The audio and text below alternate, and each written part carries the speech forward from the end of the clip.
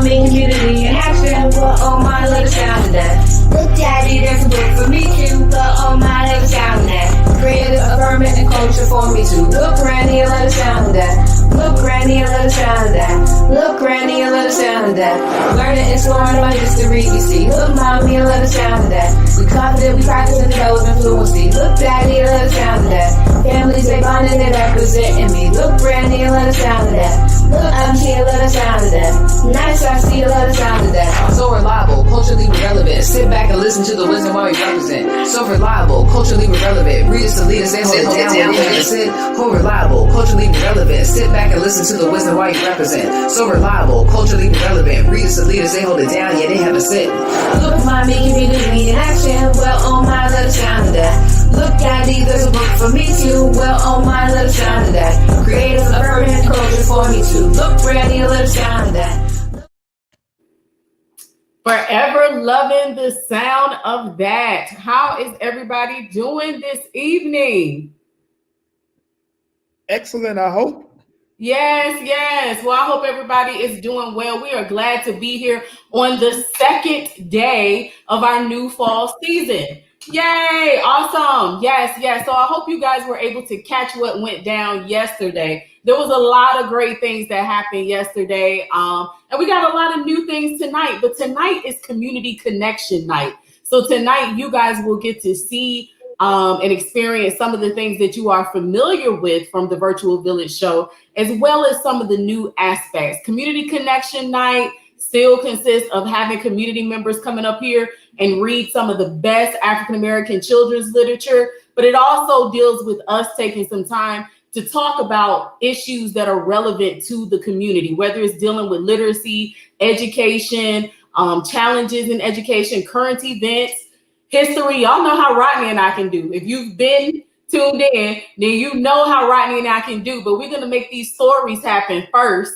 And, then we're going to get into that. And we want your input. We really want your input because, again, this is Clever Communities in Action. And this is our virtual village. Okay. So that means we're doing this is live because we want to hear from you. We want to hear what you have to say. So what is going on with you guys when we get to that point? All right. We love to hear from our villagers. Rodney, what's on your mind on the second day? Always education. I was taking in the show yesterday. I had a couple of civic league meetings, and with our guests later, I was doing some PTA things, but at the same time, I had my phone on and was watching you go to town and watching a great lesson. And so education, literacy, power, and making sure that the village understands its role in making sure that all of our children succeed. So I'm ready to go. I love that energy. And we are just delighted to have everybody tuned in right now. Again, we love our villagers and we appreciate the support in this movement that we have going. Also, you guys make sure that you stick around to learn how you can be eligible to win a free African-American children's book bundle. Okay. We have books and we want to give them away. So stay tuned so that you can find out how you become a winner, okay? Because we are all about building up these home libraries of our children. So it doesn't matter where you are, if you are in the Hampton Roads area or if you are spread out anywhere else, we can get it to you, okay? We can get it to you. So with that said, we are going to move things right along. So y'all fasten up your seatbelts and let's go, okay?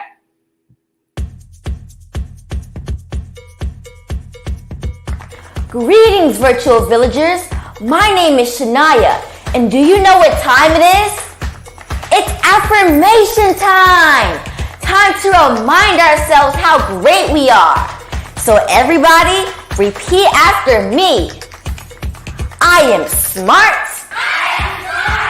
I have purpose. I am confident. I am valuable. My voice is worthy of being heard. I am an asset to my family, school, and community.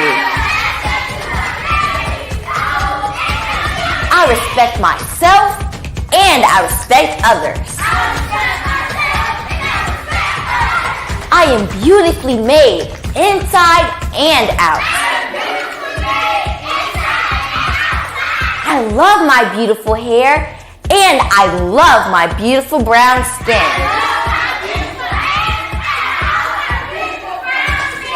I am more than enough. Great job, virtual villagers. Can I get a virtual high five? Great job. And always remember how fantastic you are.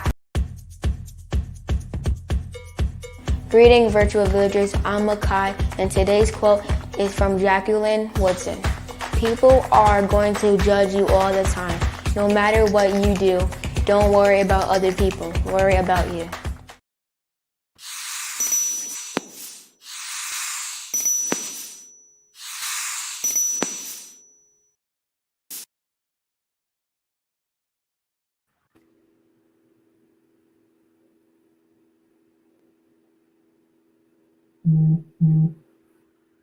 This episode of the Virtual Village Show has been brought to you by Target.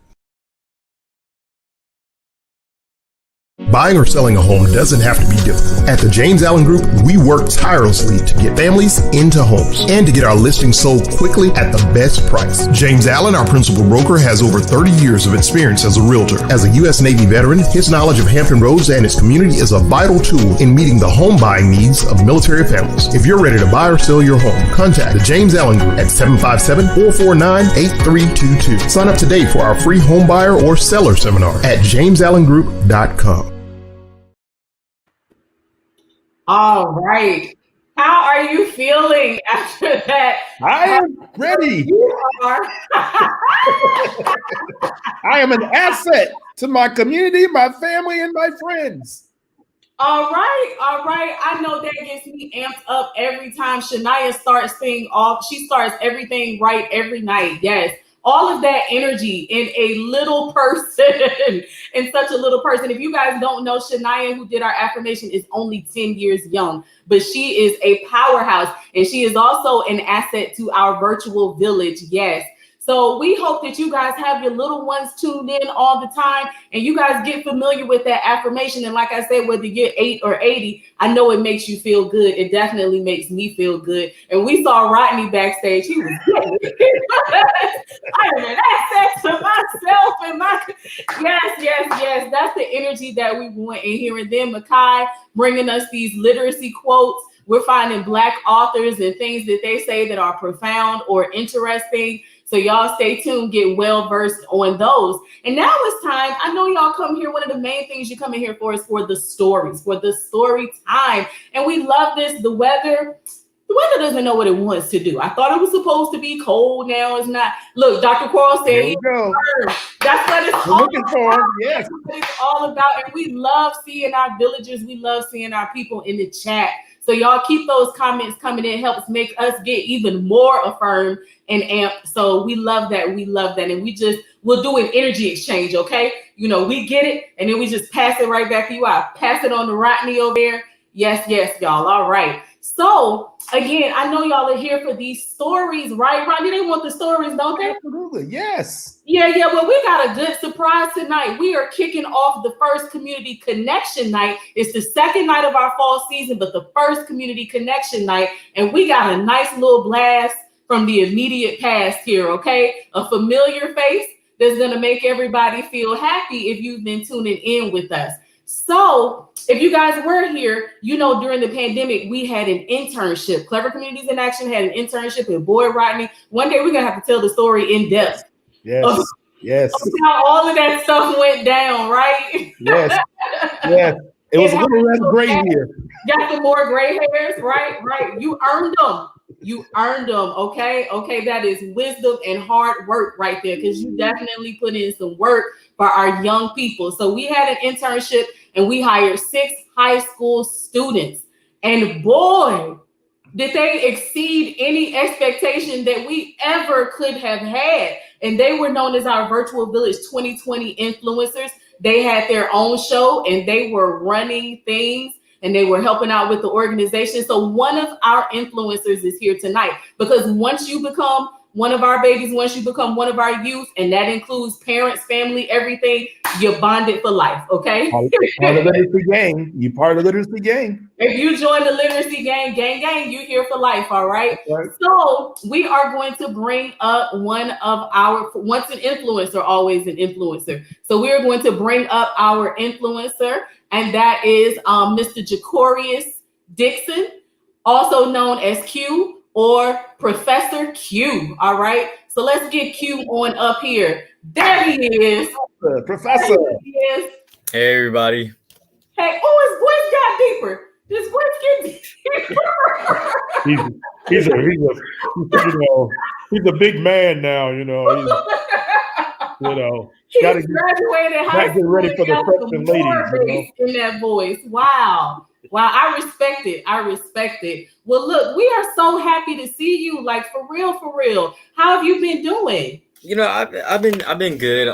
Just waiting now. I was supposed to go to college, but I withdrew, and I was like, I'm gonna just go next semester for the spring so I can get that in class experience, because that's where I thrive more. But I mean, overall I've been good. Okay, well, look, tell everybody why you saying that. So these children have done so these young people have done so many things, and they don't toot their own horn. So while he took his little semester off, he neglected to tell y'all that he graduated a whole year early. Okay.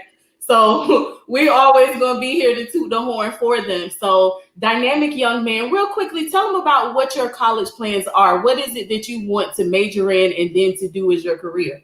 So I'll be attending Grambling State University, GSU in Louisiana. I'll be majoring in history with focus. It's a concentration. That's what it's called. With the concentration in history education to become a history teacher.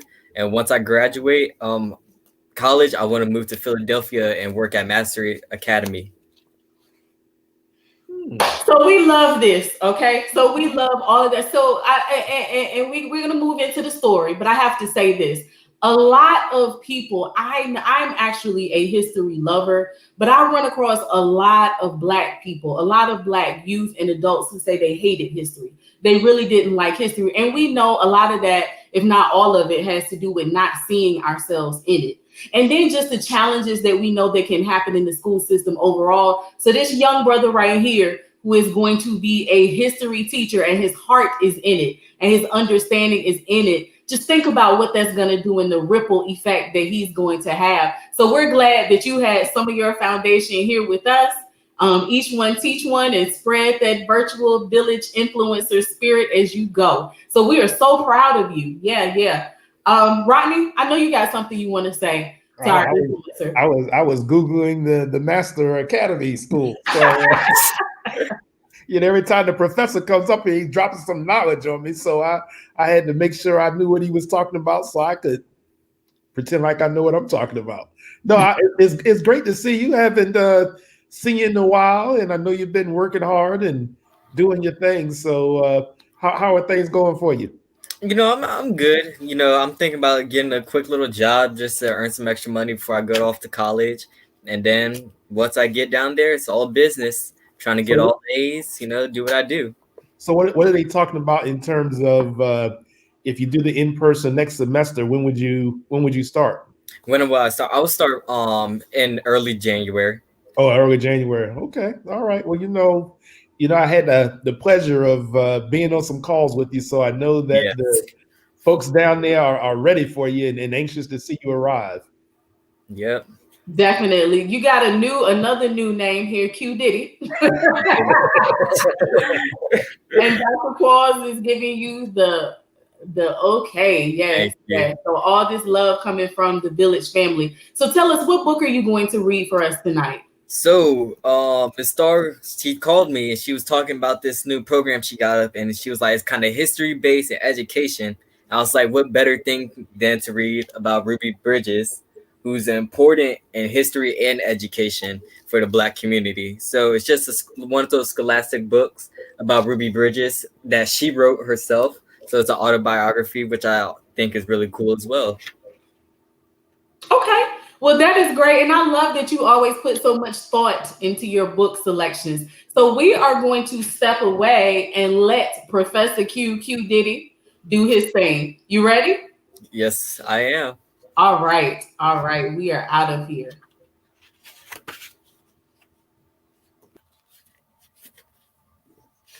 So just to show you guys the book again, Ruby Bridges Goes to School, My True Story by Ruby Bridges.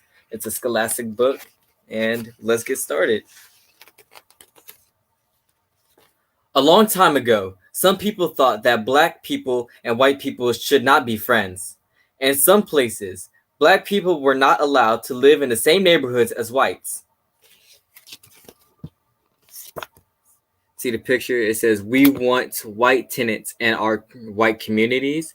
And then you got another person, "Go to school with Negroes." In some places, black people were not allowed to eat in the same restaurant as white people. So you see, you got 4 coloreds, and then Booker T. Washington, a nice little play on words. And then right down there, you got whites only, so it was segregated. In some places, black children and white children could not go to the same school. This is called segregation. In the United States government says segregation is wrong. People should live where they want. People should eat where they want. Children should go to school where they want. And right there, that's a segregated classroom. This is an all black one. Then down here, it's a all white classroom. Then that's... My name is Ruby Bridges. In 1960, I went to kindergarten and a school for black children. I liked my school. I liked my teacher. I liked my friends. Picture of Ruby Bridges right there.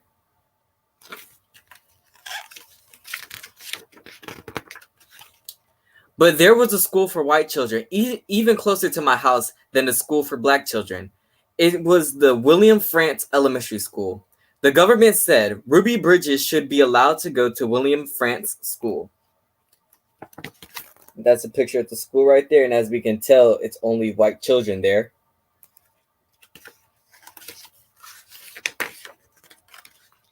In 1961, I was in the 1st grade. My mother took me to the Frantz School. Marshals came with us to make sure that we were safe. So you got Ruby's school, Marshals with her. Then you got another picture right there.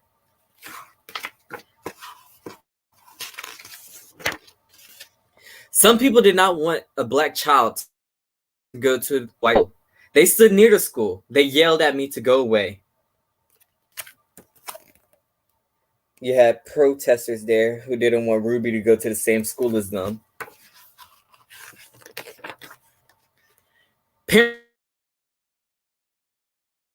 Parents took with my teacher, Mrs. Henry. So the classroom was just Ruby. The classroom was just Ruby and her teacher, Mrs. Henry. I love Mrs. Henry, and Mrs. Henry loved me.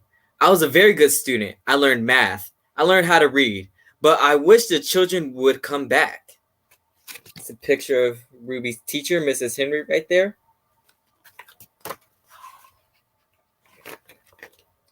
Months and months passed. Then one day, children began to come back. I had friends to play with. I was very, very happy. So now you got the children coming back, and now they're playing with Ruby.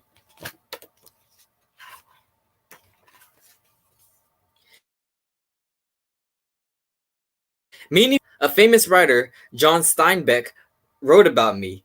He wrote that I was very brave. Picture of John Steinbeck right there.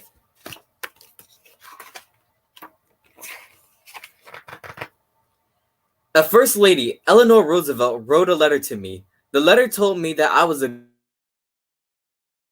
good American, was an artist who painted a picture of me. The painting has become very famous. So as you see, that's the painting of Ruby going to school with the marshals in front of her, like stated earlier.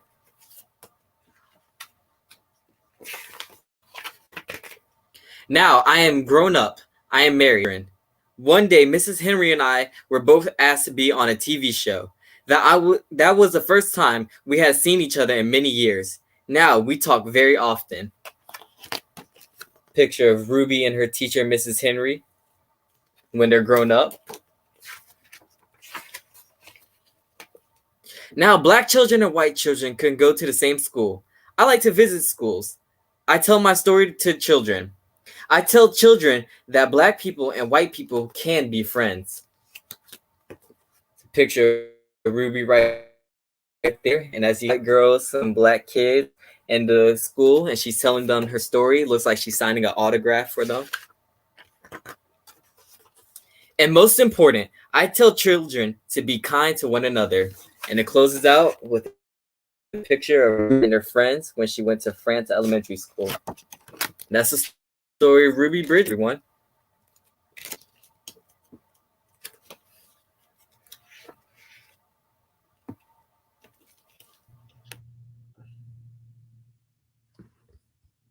You're muted. Madam Star, you're on mute. There we I go. didn't do that. Okay. Well, I was giving, if y'all didn't hear it, y'all saw it. We're giving Q. We are giving Q a hand. It was a silent hand. Now y'all can hear it. So that was excellent. And again, I like that you put thought into the selection that you read. And you had a scholastic reader, which I think is important for people to see that there are the books out here for our little ones. On Tuesday nights, a lot of times, period, we get into the thicker books. But know that whatever your interests are, there are a lot of those young readers, early readers, scholastic readers out there. So great choice. Yes. Rodney? I just, I agree with you. It's a great choice. And I will say to Professor Q that not only is Ruby Bridges an important historical figure for African Americans, he's a historical figure for all of America. Her contribution and our contribution is critical, as we always talk about, to the growth and development of this country and the world. And so I just want to keep reminding you, Professor, as you go off and start working with your students and talk about, what our culture and literacy and history is about, just always speak to the greatness and leadership that we provide for the entire world. And every time I say that to you, you always drop out on me. We are used to this with you. We had some running inside jokes with you and his connection, but it's all good because I've never seen anybody be so diligent with all the things that Cox or Verizon or whomever might throw our way. Q is like, and I'm telling you, I'm not going. So So thank you so much, Q. We really appreciate you. And you know that this is your home. This is your family. You are welcome back here anytime that you like, okay? All right. I'll definitely remember that and come back with some more books. Yep. Still have your back. Email away, whatever you need. This village is, we made a commitment to you. The village is still committed to you. So don't forget us and reach out. Sounds great. All right. All right. Well, you have a good evening. All right. You too. Bye, everyone. Bye.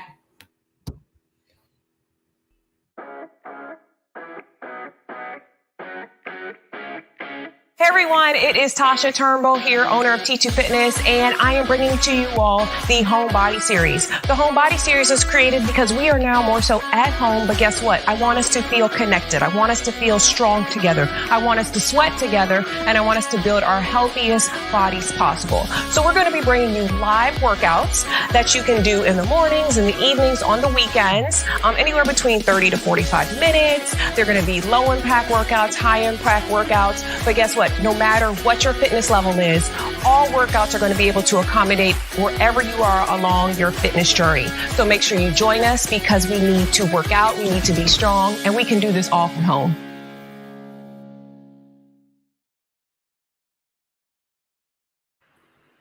All right. Yeah. So a great word from our sponsors there. So we are reminding you guys, if you're noticing, we have some wonderful sponsors who are telling you guys how to stay fit. Also, if you are looking for a home you see these wonderful Black businesses up here. Okay, so take notice, take heed to the Allen Group and T2 Fitness. All right. So we are going to move right along to our next reader of the night.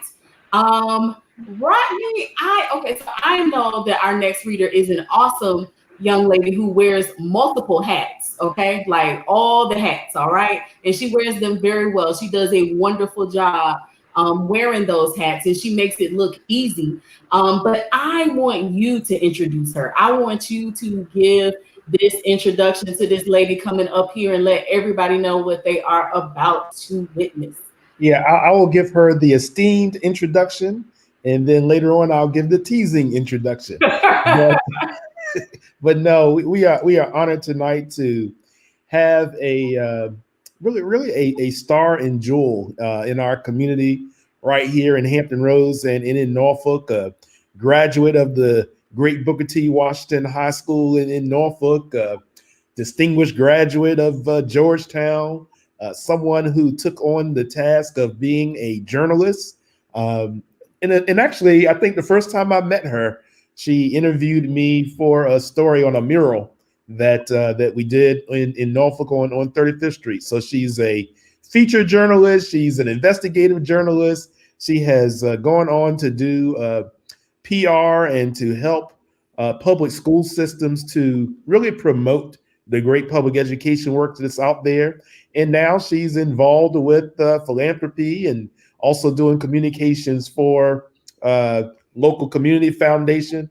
But most importantly, as far as I'm concerned, beyond being a great mother and a great wife, is she's also the head of the Norfolk Council of PTAs and has just been extremely involved and engaged with advocating for public education. So the great Cherise Newsome is with us tonight with her boys, and is that got Mr. All the feet. All the feet. Look at this family. Oh, we didn't ask for anything better. Look at this. How are y'all doing? Good. He said me, Mom. No, that's not me, Mom. That's not Papa. Baby. Yeah. Since Mr. Newsome is the background, I can put that obedient in there. But I wasn't Daddy talk. Sorry about that. So, welcome, Cherice and the entire Newsome family. We are excited to have you all here this evening, and you guys are giving us all the feels with this beautiful brown family here. Cherice, if you could do a quick introduction and let us know who everybody is and how old you are. Sure. So, this is my rock right here. Richard Newsome Jr., Jay. We're actually celebrating 13 years of marriage on today. Congratulations. Thank you. Thank you. My firstborn is right behind my shoulder. He is Richard Newsome III. And my middle born is Andrew Charles Newsome. Say hi, Drew.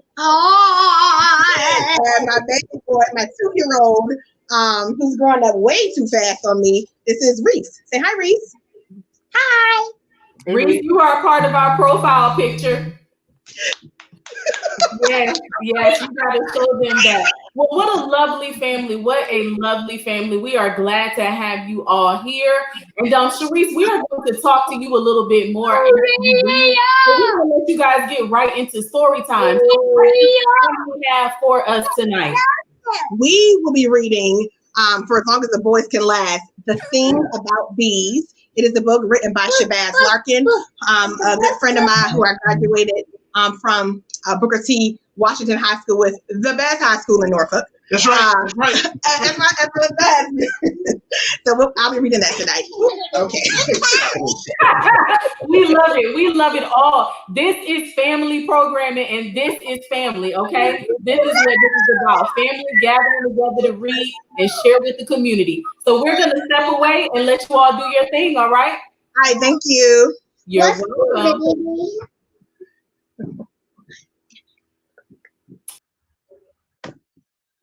All righty, so The Thing About Bees by Cherise Larkin. I hope you have a good one.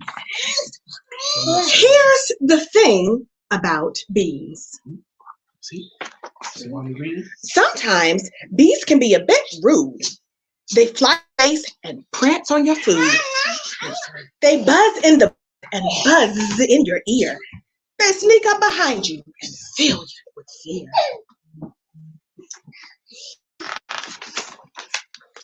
And worst of all, they do this thing called a sting. Ouch!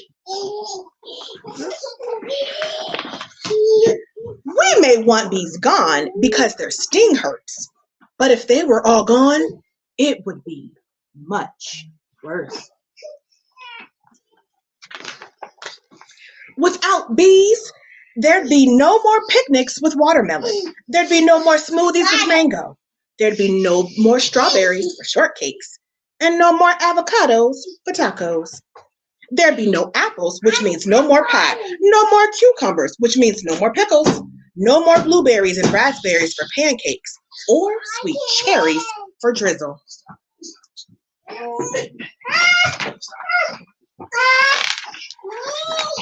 Because some foods won't grow without bees to help them along. In a way, the bees are just like you.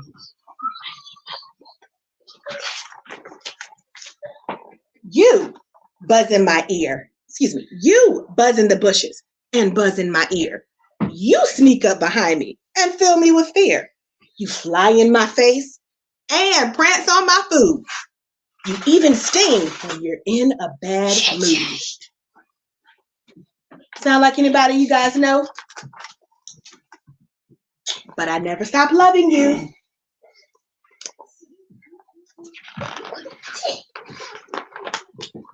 You are my sweet cherry, the apple of my eye. You're my cucumber pickle, my bumblebee in the sky. You're my cold watermelon at a picnic in the park.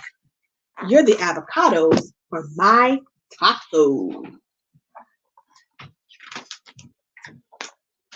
You're my strawberry heart. Did you know that, Drew? Yeah. You're my strawberry heart. Yes, I am your strawberry. You are. Without those little buzzers, the world wouldn't know what to do. That's the thing about bees. We need them just as much as we need you. We need you too. Oh, that's the day. The end. The end. Again, this is The Thing About Bees by Shabazz Larkin. A friend, I actually need to give Shabazz a call or send him a message on one of the social media platforms. We went to Booker T. Washington High School together. It is so important to read culturally affirming literature to all children, but particularly Black children, because they need to see more of themselves in the books that we read. As you all can see, I have 3 wonderful Black boys, and unfortunately, it has been challenging to find literature that is reflective of them and their experiences. So I'm so grateful for Clever in Action for providing not only this outlet, but this resource, quite frankly, for families to be able to find books and resources that specifically represent the experience of their families and their children. And I'm just overjoyed that I have found that are written by people from Norfolk, Black male. He has 2 sons. I mean, it's an awesome book. He has actually multiple books out. So it's really important. I have always read to my children. I began reading to them when I was pregnant. My husband and I, we are very, very supporters of early literacy and reading at a very young age. So in the womb, even when you're thinking about putting them in the womb, it's always good to start and just keep building upon that strong foundation of reading. Amen, sister. Are you on mute, girl? Y'all I'm not touching anything. Something is against me tonight. I said, are you looking for another PR position?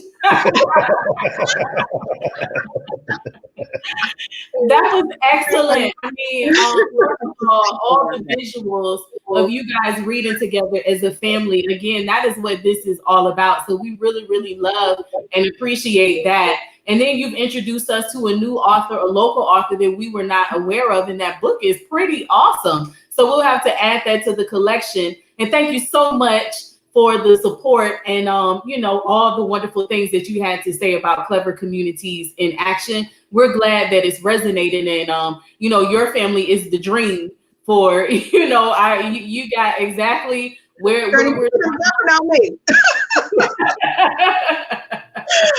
Shoulder for that. But it's sinking in. I'm believing that it's sinking in. Yes, definitely. Well, I know. All right. Well, we have a few things, we talk about you are wearing all these different hats, and I love, what you said about the importance of literacy and reading at a young age with your children. And you said from the very beginning, you stressed you even prior to conception, thinking about the importance of literacy. And that's a whole word right there. That is so important. And I think it may get overlooked a lot of times. But around here, we talk about how literacy is the foundation, and literacy is liberation. We can't get free if we can't read. We can't move forward and progress if we can't access knowledge. So that is beautiful. We definitely. Oh, there's Vivian. There's Vivian. Hey, glad you are tuning in. That is my girl. Let me tell you. I just love Vivian. I'm so thankful for her. We work together at the Hampton Roads Community Foundation. She's vice president for special projects, leading the foundation in its work in diversity, equity, and inclusion, doing an amazing job, so inspirational. Vivian, I appreciate you. I applaud you. And I am so thankful that God has blessed us to allow our paths to cross. Beautiful. We all love Vivian. Yes. Well, let's talk about your position as the Norfolk PTA president. Give us a little background on that. How long have you been in that position, and what led you there? Sure. So I am president of the Norfolk Council of PTAs. That is the overarching body that provides guidance and support to all of the 44 schools in Norfolk that either have a PTA or want to start a PTA. And I began my PTA journey when my son was in pre-K. I joined the PTA at that point. And then I became active as a member, and then I became secretary, and then I became a school PTA president. And I wanted to serve in the citywide council PTA, and wanted to be like secretary or, a committee chairperson. And then there were certain people who were encouraging me to really pursue PTA. And I'm thankful for that support. And so I was nominated to serve as president. And I've been president for a year. This is my second year. I committed to 1 year, y'all. And then, how stuff happens when you get involved and you start, getting in. Then it's pulling at you. And so I am so passionate about education. I come from a family of educators, and I believe it is a great equalizer and great opportunity for our young people in our community. So I got the PTA bug, and so I'm serving again this year. That is excellent. And, I definitely feel you on the fact that you said I'm going to do 1 year, but you see, all that it entails and all that you're giving and getting from it. And then it's not that easy to walk away from it. So here's a question that I would like to know. Why is PTA membership important? If any parents are tuned in, well, two questions. Why is it important? And do you have to be the actual birth parent? You have to be a parent in order to join the PTA? Excellent question, Star. So PTA is for everybody. The National PTA has embarked upon this campaign called PTA Your Way. You can PTA for your child, for your niece, your nephew, your cousin, your friend, your neighbor, just because you're a community member, because you pay taxes. You can PTA any way you choose to. And you don't have to be a parent. Of course, typically we find that most PTAs consist of parents of children in a particular school, but the Norfolk PTA in particular has pushed community membership, at least for the past year under my tenure, because it's really important that the community just rallies around schools and that we have those connections so we can share ideas, share resources, understand each other better. And PTA is all about advocacy.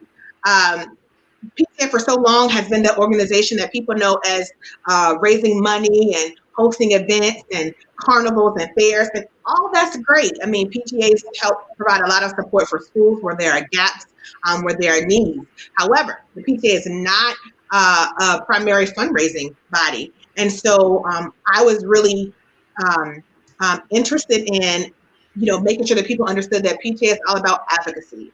I've been greatly inspired by Ms. Donna Clifton, who is the council president over in Portsmouth, where I used to work, from Portsmouth Public Schools, and she greatly inspired me.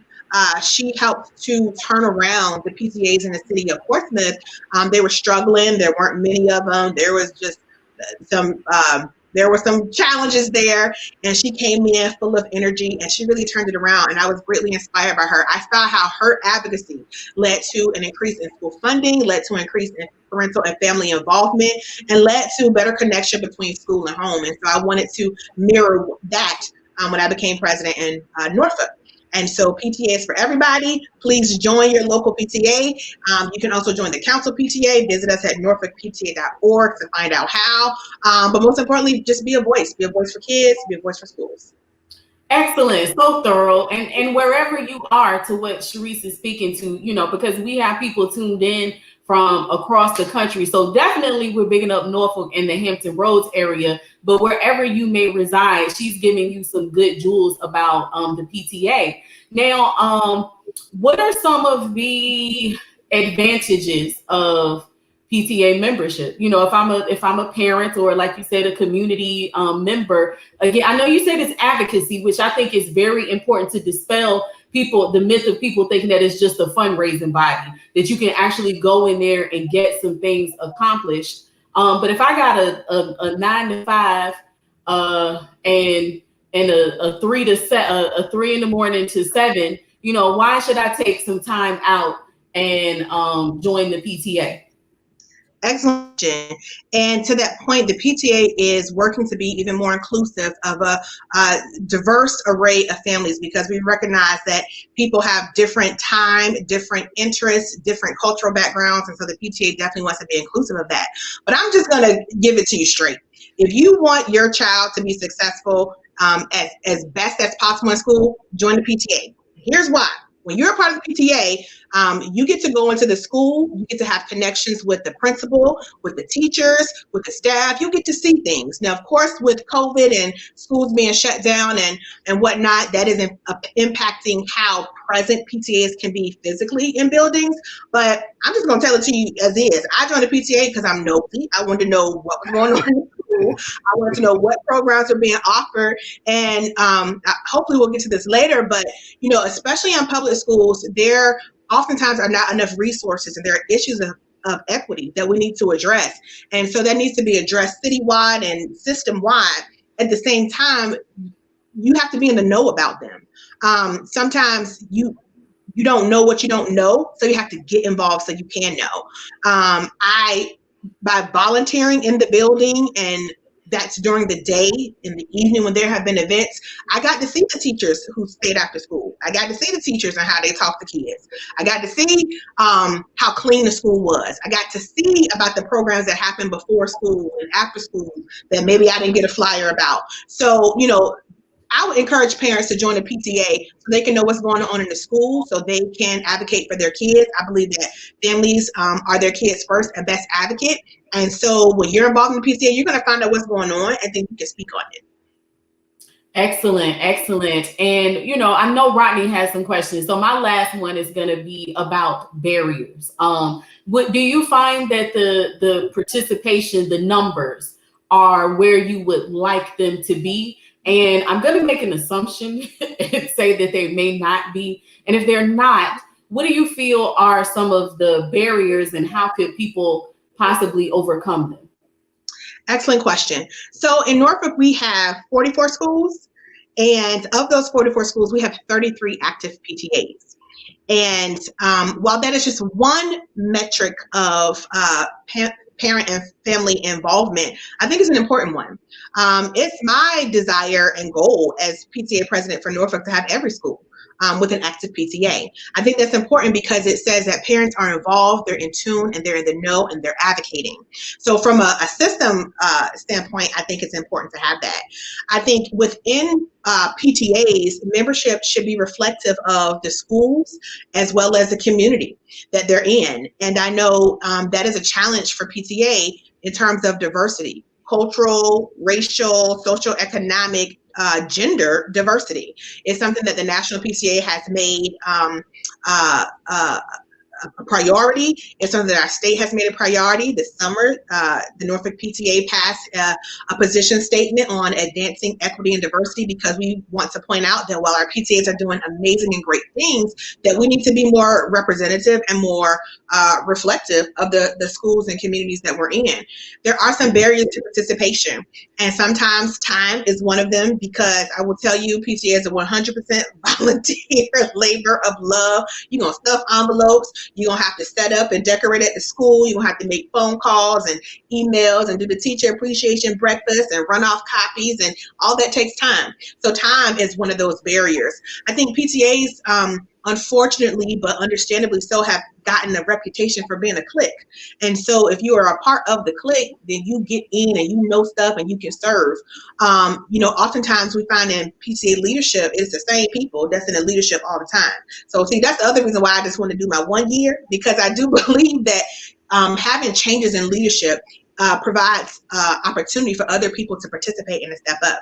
So I think that can be a barrier sometimes when it's clicky and we just talking to our friends. No, we have to reach across the aisle, so to speak, and we have to make sure we're being inclusive. The Norfolk PTA started a program this year called Discovery Dinners. And what it is we pair families of different backgrounds who volunteer for this program over dinner to have these interesting and important and yet hard conversations about race, equity and inequity in schools, about programs, to share ideas, to talk about their own backgrounds. And so that's just really important. But again, there are, challenges and barriers to that. And I know that the PTA is working on it. Another thing I'll say, one and a half things I'll say on that note. And thank you, Mr. As you pointed this out early on in my tenure, PTA used to be segregated. Okay, so there was like PTA and then the Congress of PTAs of parents, which was, I might be getting names incorrect at the moment, but they were segregated. That's an issue, and I think we are seeing some of the remnants of that segregation, because PTAs are not as diverse as they should, even from the level. In January 2020, the state will elect its first PTA president. Great, right? Say it again. Right, in January 2021, the state PTA will elect its first Black president.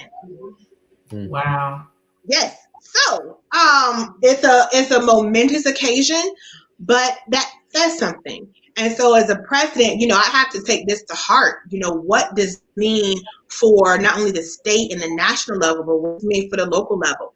Is the PTA diverse? And so, one thing I've been trying to do, and I think we've experienced some success there, is reaching out to parents from all across the city. People say, well, I've never served in PTA. I'm going to show you how.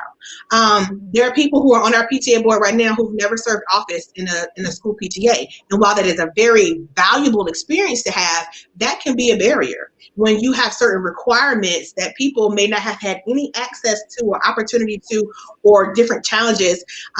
You got to open it up. And so that's one of the things we're trying. It takes a lot of time. It's a labor of love. But if people are willing to do it and they're passionate about this work, then to me, that's the number one qualification. So I'm all for it. And our board is diverse. Our PTAs are diverse, or becoming more diverse, I should say. And so we're a work in progress. That is excellent. That is excellent and so thorough. And you I know I said I have no more questions, but our time is drawing near. But you kind of answered the thing that was popping up in my mind, because I'm thinking, if I'm a parent and what you're saying or a community member, an aunt, a grandmother, a father, a great uncle, whatever, who is invested in the community. And I hear what you're saying, but I feel a little intimidated. I don't feel like I necessarily have the credentials. I haven't charted these waters before. Just real quickly, what would you say to that person? Let's walk together. Come on, let me show you how. Come on. Just come on. There it is. And what if they don't have the lovely Miss Cherise Newsome? And what if they are somewhere else? What would your advice be to them if it's not you and they're somewhere else? I would say you have to start somewhere, and that we have to embrace our fears of the unknown, and we have to try. You should expect that you might be met with some resistance, and some of that might be from your own internal strivings, but it's important. For that reason, I do believe that schools and PTAs need to be welcoming, and that's a whole other conversation, but they need to make sure that they're welcoming and open to people of all types. People who speak different languages, people who look different. I mean, people have different family dynamics and family structures. At the same time, oftentimes we have to make that first step. And I would encourage us to do that. You know, people of color, particularly Black people, we've been through a lot, and I know that we are courageous people, and so we can overcome that. But I would encourage you just to introduce yourself. I say that all the time, right? I said that in a community forum I was in. People say, how do I get started? Start with an introduction. Email or call your child's or that school's principal, even if you're just a neighbor. Call the principal and say, hey, my name is Shaniqua Doe. I live on, Brown Lane, and I just want you to know I'm a member of the community. I care about the school. If you need anything, here's my number, here's my email address. When schools do reopen and maybe get back into a more typical swing of things, I encourage families, neighbors, civic leagues, take a tour of the school. Now, that's something I wish would be promoted more often, but your tax dollars are paying for these schools and these buildings. So while, you just can't walk up in there, you do need to have some protocol with that. Take a tour of the school. If your civic league meets in the school, go up there. If the school's having a program, start there. I think there's some small steps we can take, and you'd be surprised that they go a long way. That was excellent. That was boom. Anybody, mic drop. Anybody who is tuned in right now, Cherice definitely gave us a word on why it is important for us to be active in the PTA, and ideas on, as a parent, like you said, visit, go inside the school, do a walkthrough, introduce yourself, getting past those barriers. So we thank you so much for that, and our time is drawing near. But Rodney, was there anything real quickly that you wanted to say to Miss Newsome before she has to get out of here? In all the opportunity, I'm good on time, so I mean.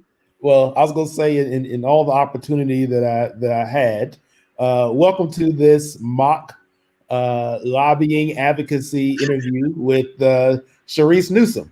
This is what you just experienced in real time is what I experienced as a school board member. She will call, she'll send videos, she will have others call. And yesterday when we were starting, when we were doing the kickoff show, I had the kickoff show in one window, and I was in a PTA meeting that started at 6:30 earlier. And the first thing they heard when I accidentally unmuted to answer a question, they heard the theme song coming into the show. But Cherice has done a great job. Advocacy is important, and I'm just proud of the work that she has done with the Norfolk Council of PTAs. And even as she talked about the way the PTAs used to be segregated, I learned that by reading up on my grandmother in the Journaling Guide. And I knew she was active in the PTA, but I would always see this PT-A. And I never really understood what the PT-A was.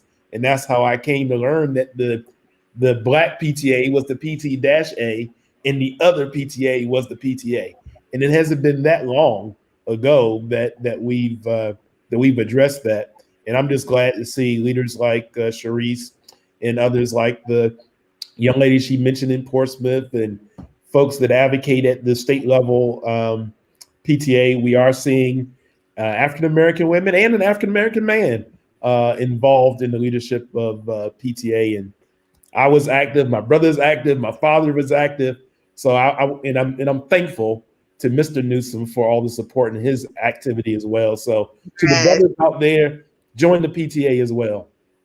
Yes, Right? yes, definitely. That's important. A great word, Rodney, as well. So we thank you so much, Cherice, for your bringing your family on here, your lovely family, the story that you all read, and the thorough, breakdown of the importance of being active in PTA and for all that you are doing with Norfolk PTA and all the hats that you are wearing. Because we didn't really get to delve. You wear so many hats. So we Girl. might, we'd love to have you come back another time and speak more on, the family perspective or the Hampton Roads Community Foundation. I mean, you're doing so much. You're so connected in the community. I try to be. It's important to be involved.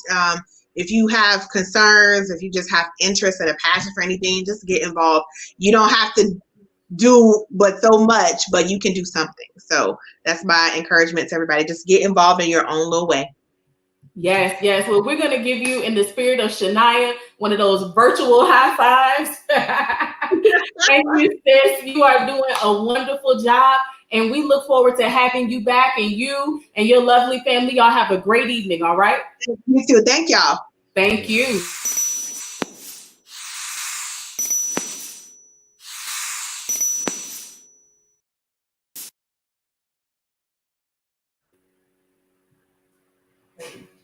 You want to run with the community connection part? That was community connection. That's what I thought.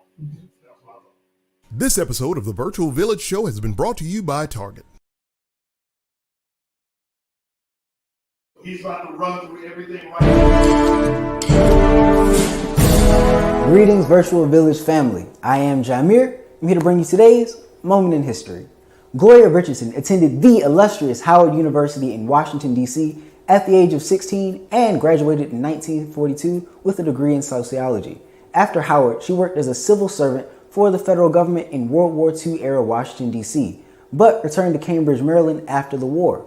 When the civil rights movement came to Cambridge in 1961 in the form of freedom riders, the town was thoroughly segregated, and the black employment rate was 40%. Gloria Richardson's teenage daughter, Donna, became involved with the Student Nonviolent Coordinating Committee, also known as SNCC, to help desegregate public accommodations. Richardson, however, refused to commit herself to nonviolence as a protest tactic. When the SNCC-led protests slowed down in 1962, Richardson and other parents created the Cambridge Nonviolent Action Committee, or CNAC, which became the only adult-led SNCC affiliate in the civil rights organization's history. CNAC enlarged the scope of grievances to include housing and employment discrimination and inadequate health care. Richardson was selected to lead CNAC. This Richardson-led effort differed from most other civil rights campaigns of the era. It took place in a border state rather than the Deep South. It addressed a much wider array of issues rather than one or two that motivated other campaigns. By the summer of 1964, Richardson resigned from the Cambridge Nonviolent Action Committee, citing her exhaustion from leading nearly 2 years of continuous demonstrations. Although she maintained ties with Cambridge and with the local movement, Gloria Richardson never lived in Cambridge again.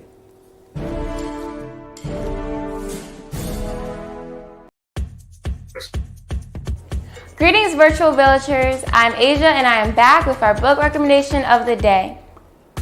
Jamir told you a little about the powerhouse that is Miss Gloria Richardson. If you're interested in learning about more historic Black women, you've got to read Little Leaders, Bold Women in Black History by Vashti Harrison. You can purchase this book at your local Black-owned bookstore or visit smiles.amazon.com and at Clever Communities in Action as your charity, and Amazon will donate a percentage of the price of your purchases at no cost to you.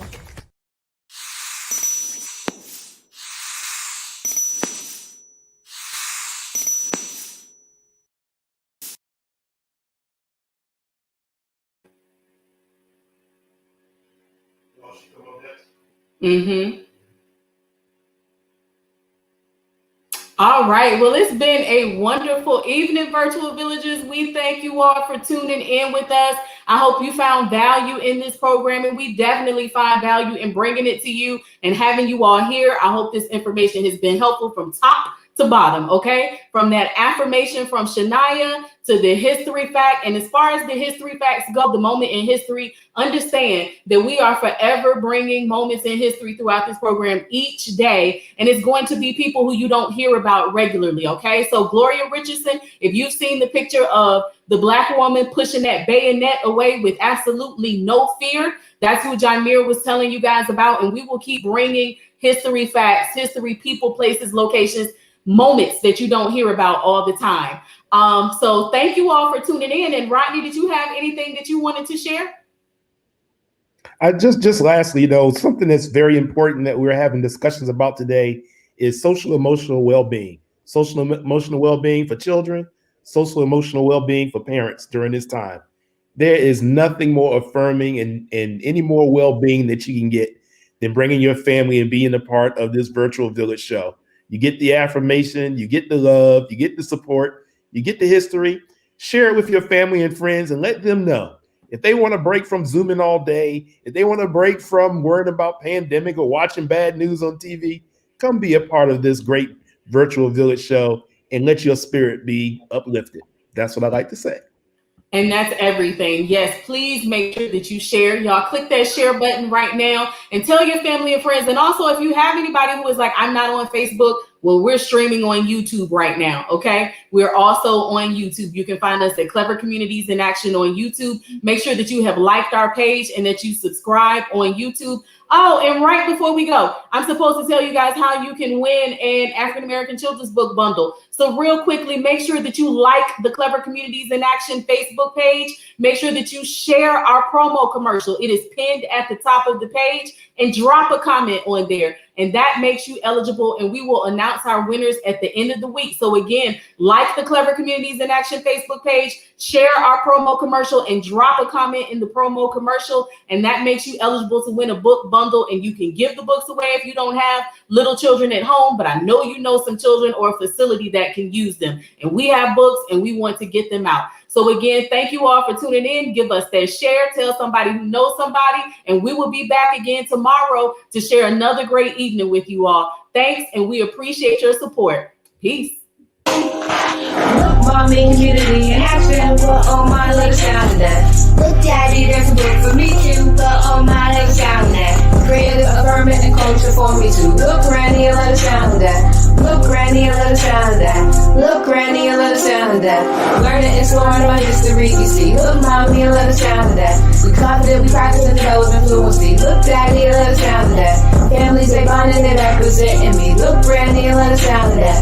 Look, I'm here, let us down that. Different from last night. So reliable, culturally relevant. Sit back and listen to the wisdom while we represent. So reliable, culturally relevant. Readers to leaders, they hold it down where they have to sit. So reliable, culturally relevant. Sit back and listen to the wisdom while you represent. So reliable, culturally relevant. Readers to leaders, they hold it down, yeah, they have to sit.